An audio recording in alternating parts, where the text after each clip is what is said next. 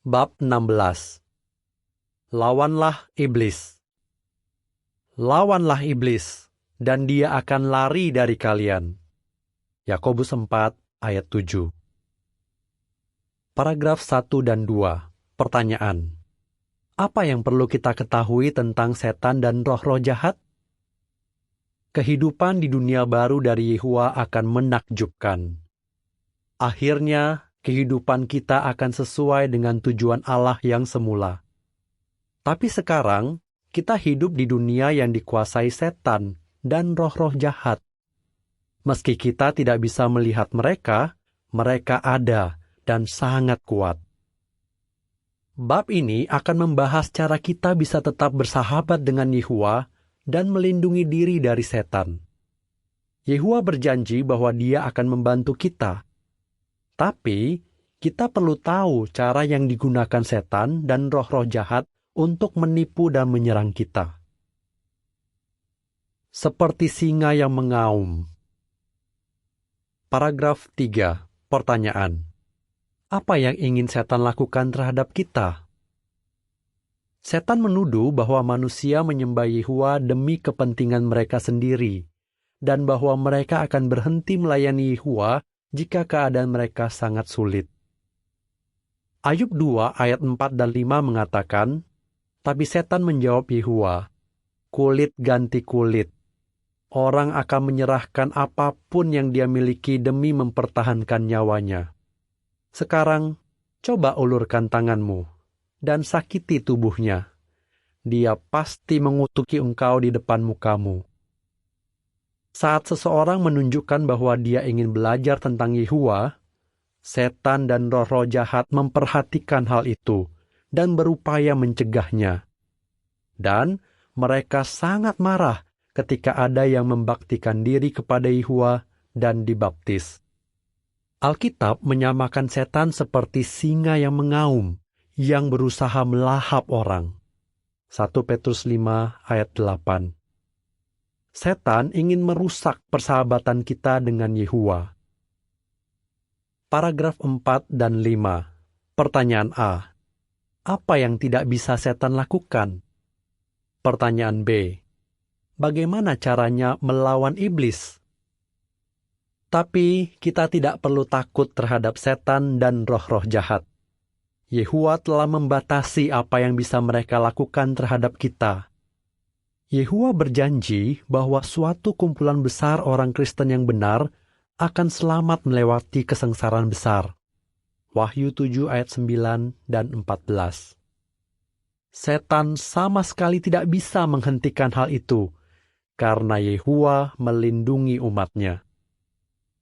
Jika kita tetap akrab dengan Yehuwa, setan tidak bisa merusak persahabatan kita dengannya. Firman Allah meyakinkan kita, Yehuwa bersama kalian selama kalian tetap bersama Dia. 2 Tawarik 15 ayat 2.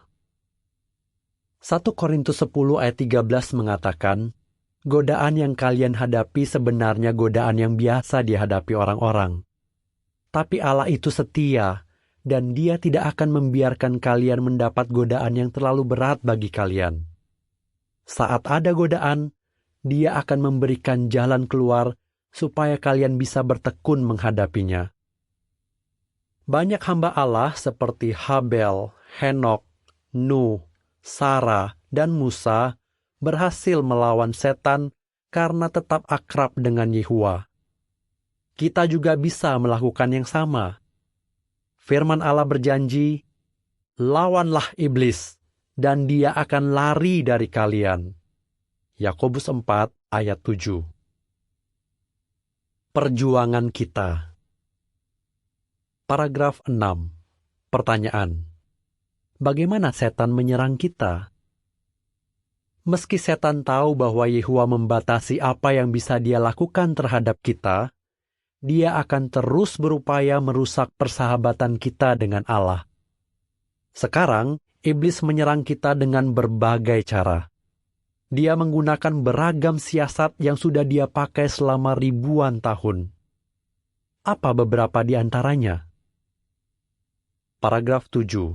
Pertanyaan. Mengapa setan menyerang umat Yehuwa? Rasul Yohanes menulis, seluruh dunia dikuasai oleh si jahat. 1 Yohanes 5 ayat 19. Setan menguasai dunia yang jahat ini, dan dia juga ingin menguasai umat Yehua. Iblis tahu bahwa waktunya tinggal sedikit. Jadi, dia berusaha keras untuk menyerang kita masing-masing supaya kita tidak setia kepada Allah. Kadang, iblis menyerang kita dengan terang-terangan, tapi kadang serangannya juga bisa terselubung. Paragraf 8. Pertanyaan. Apa yang perlu setiap orang Kristen sadari? Efesus 6 ayat 12 berkata, perjuangan atau pergulatan kita melawan kumpulan roh jahat di wilayah surga. Setiap orang Kristen perlu berjuang melawan iblis dan roh-roh jahat. Kita perlu menyadari bahwa semua yang sudah membaktikan diri kepada Yehua juga terlibat dalam perjuangan ini. Dalam suratnya untuk sidang di Efesus, Rasul Paulus menasihati orang Kristen 3 kali untuk berdiri teguh. Paragraf 9. Pertanyaan. Apa yang setan dan roh-roh jahat ingin lakukan terhadap kita? Setan dan roh-roh jahat berupaya menipu kita dengan berbagai cara. Meski kita pernah berhasil melawan siasat setan, itu bukan berarti kita akan kebal terhadap siasatnya yang lain. Iblis berupaya mencari kelemahan kita supaya dia tahu jebakan terbaik untuk menjatuhkan kita. Tapi, kita pasti bisa menghindarinya karena Alkitab memberitahu kita tentang jebakan iblis. 2 Korintus 2 ayat 11. Catatan nomor 31. Tipuan setan. Sejak di Taman Eden, setan sudah berupaya menipu manusia. Dia tahu bahwa jika dia berhasil menyimpangkan cara berpikir kita, dia bisa memengaruhi kita untuk berbuat buruk. Dia menggunakan politik, agama, bisnis, hiburan, pendidikan, dan banyak hal lainnya untuk menyebarkan cara berpikirnya sehingga semua hal itu tampak baik. Setan tahu bahwa dia tidak punya banyak waktu lagi untuk menipu orang-orang. Jadi, dia melakukan segala sesuatu untuk menipu sebanyak mungkin orang, khususnya umat Yehua. Jika kita tidak berhati-hati, setan bisa perlahan-lahan merusak pikiran kita. Misalnya, Yehua ingin agar perkawinan bertahan selamanya. Tapi, banyak orang memandang perkawinan sebagai hubungan biasa yang bisa diputuskan dengan mudah. Banyak film dan acara televisi menyebarkan cara berpikir ini. Kita harus memastikan bahwa cara dunia ini memandang perkawinan tidak memengaruhi kita. Cara lain setan untuk menipu kita adalah dengan menonjolkan sikap ingin bebas. Jika kita tidak berhati-hati, kita bisa tidak lagi menghormati orang-orang yang dilantik oleh Yehua. Misalnya, seorang saudara mungkin mulai menolak petunjuk yang diberikan oleh penatua. Atau, seorang saudari mungkin mulai mempertanyakan pengaturan kekepalaan dari Yehua di dalam keluarga. Kita harus bertekad agar cara berpikir kita tidak terpengaruh setan. Sebaliknya, kita mau meniru cara berpikir Yehua dan selalu berfokus pada hal-hal yang di atas. Kolose 3 ayat 2. Akhir catatan. Salah satunya adalah spiritisme. Larilah dari roh-roh jahat. Paragraf 10.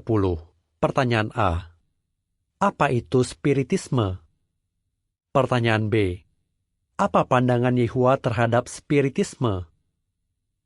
Spiritisme mencakup hal-hal gaib yang membuat orang bisa berhubungan dengan roh-roh jahat, misalnya ramalan, sihir, mantra, atau upaya untuk berbicara dengan orang mati. Alkitab berkata bahwa spiritisme itu menjijikkan, dan kita tidak boleh terlibat dalam spiritisme sebagai umat Yehua. Orang Kristen harus benar-benar lari dari segala bentuk spiritisme. Paragraf 11. Pertanyaan. Apa akibatnya jika kita penasaran dengan hal-hal gaib? Setan tahu bahwa dia bisa dengan mudah membuat kita terlibat dalam spiritisme jika kita penasaran dengan hal-hal gaib. Segala bentuk spiritisme akan merusak persahabatan kita dengan Yehua. Setan berupaya menipu kita.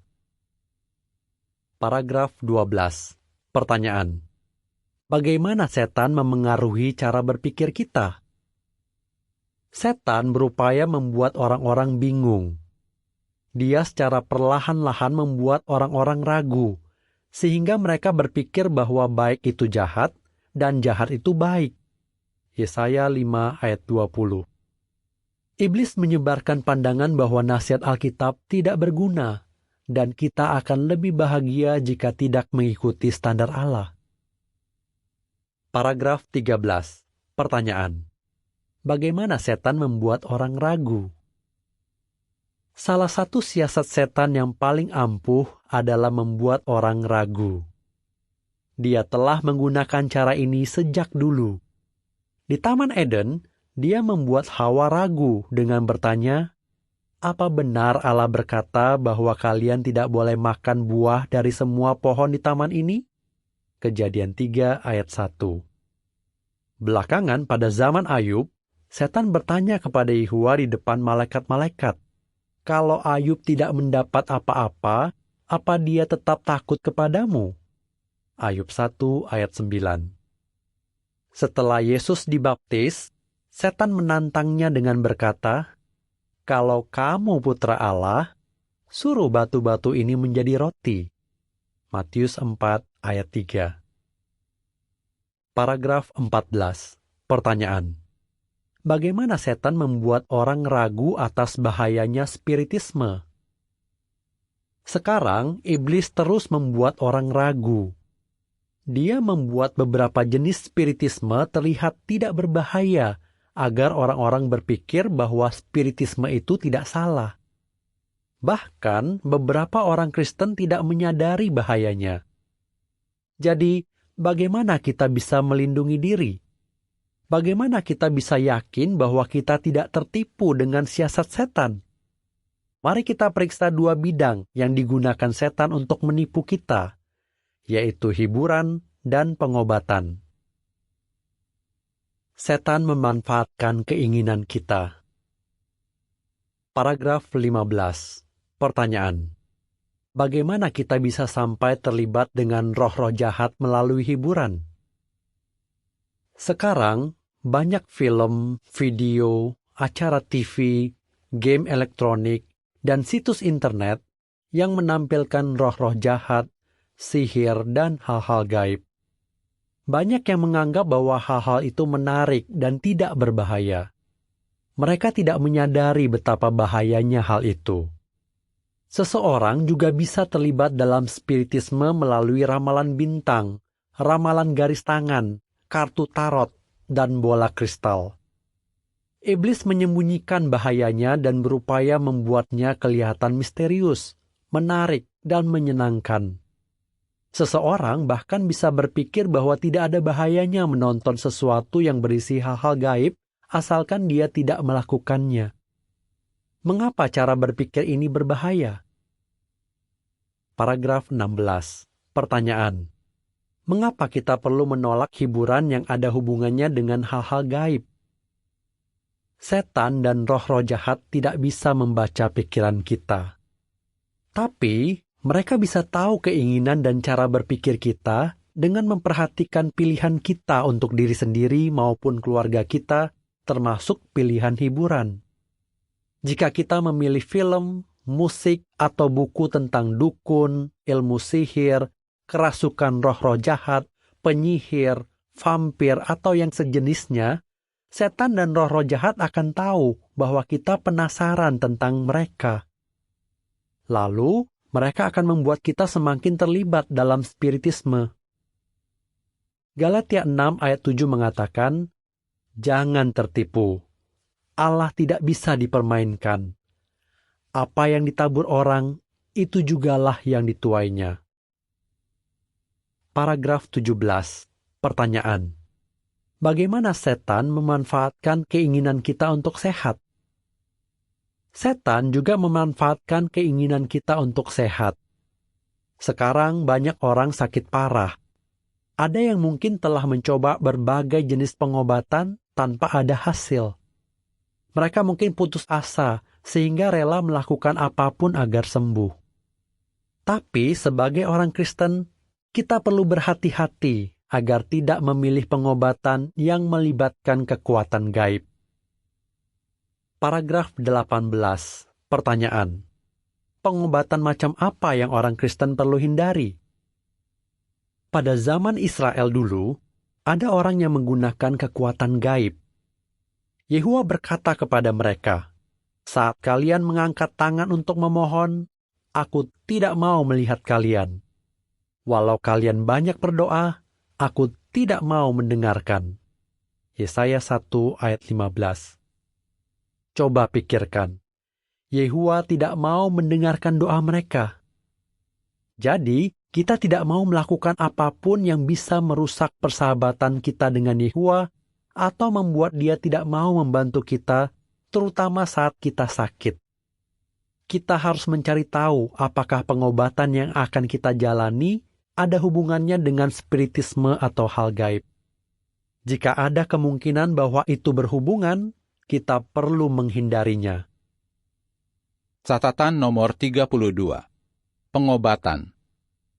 Kita semua ingin sehat dan mendapatkan perawatan yang terbaik saat kita sakit. Sekarang, banyak jenis perawatan yang tersedia dari para dokter dan yang lainnya. Saat kita ingin memutuskan untuk menerima perawatan tertentu, kita perlu mengikuti prinsip Alkitab. Ingatlah bahwa hanya kerajaan Allah yang bisa benar-benar menyembuhkan kita. Jangan sampai kita terlalu memikirkan kesehatan kita, sampai-sampai kita melupakan ibadah kita kepada Yehua. Kita harus menghindari perawatan apapun yang kelihatannya menggunakan kekuatan roh-roh jahat.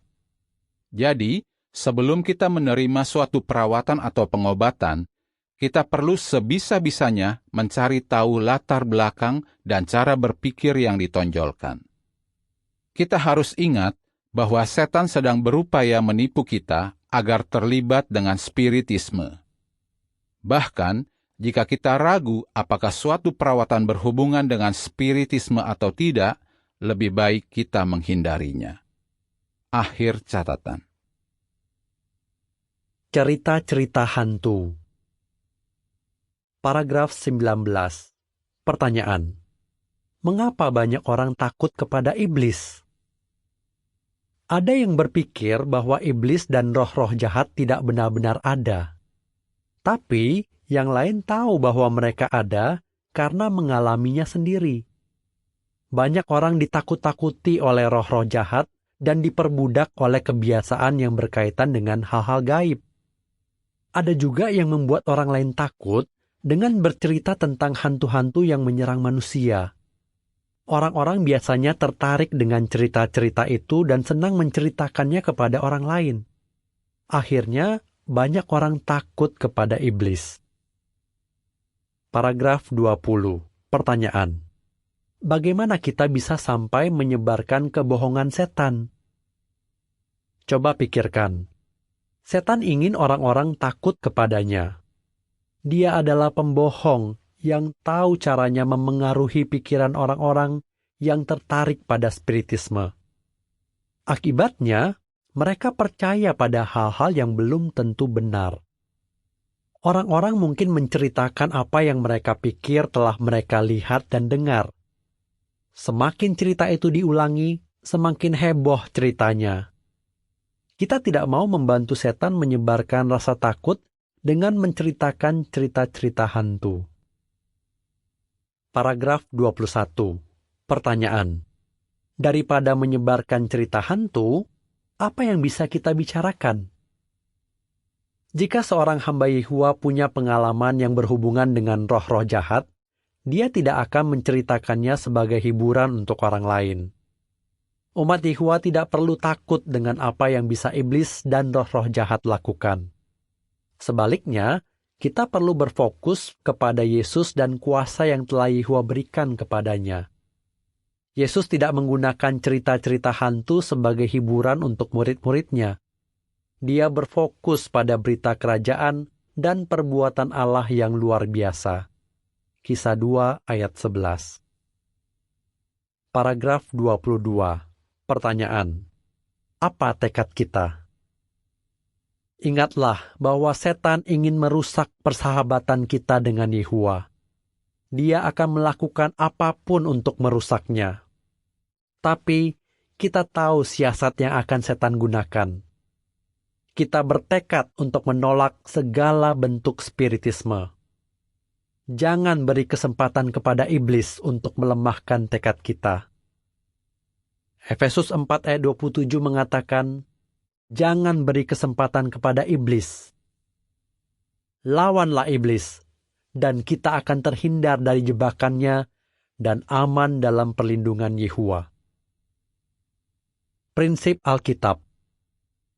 1. Dunia ini dikuasai setan. Seluruh dunia dikuasai oleh si jahat. 1 Yohanes 5 ayat 19. Apa tujuan setan? 1 Petrus 5 ayat 8. Setan ingin merusak dan bahkan memutuskan persahabatan kita dengan Yehova.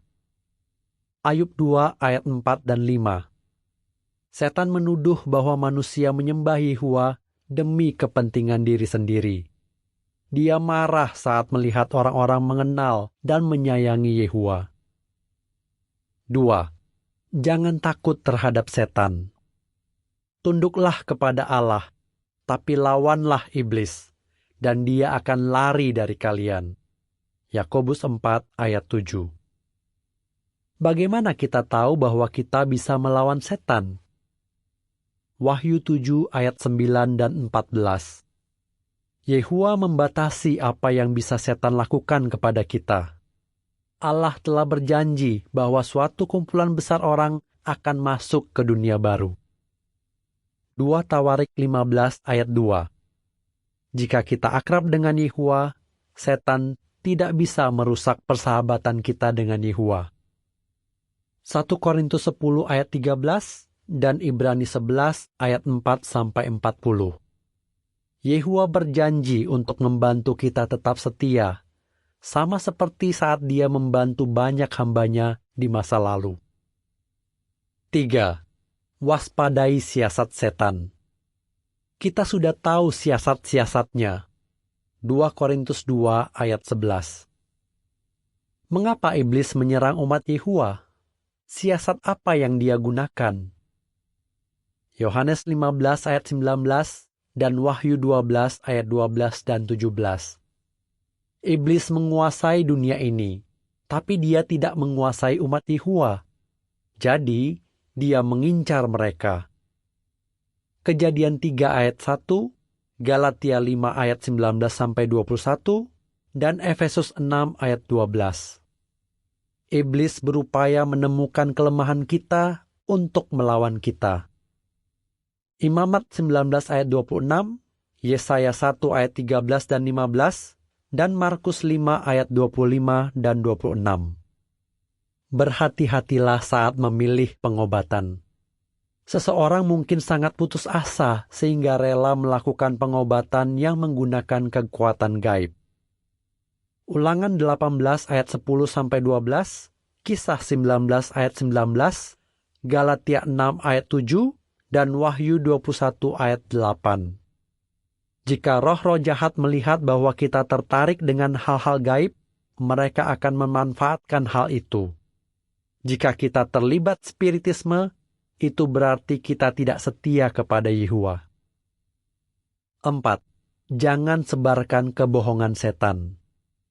Iblis itu pendusta dan bapak para pendusta. Yohanes 8 ayat 44. Bagaimana kita bisa sampai menyebarkan kebohongan iblis? Roma 1 ayat 11 dan 12, dan 2 Timotius 2 ayat 16.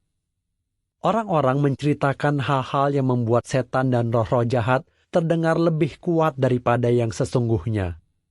Daripada menyebarkan cerita yang membuat orang-orang takut, kita sebaiknya saling menguatkan. Efesus 6 ayat 11. Jika kita waspada akan siasat-siasat setan, kita bisa melawannya dan tetap bersahabat dengan Yehua.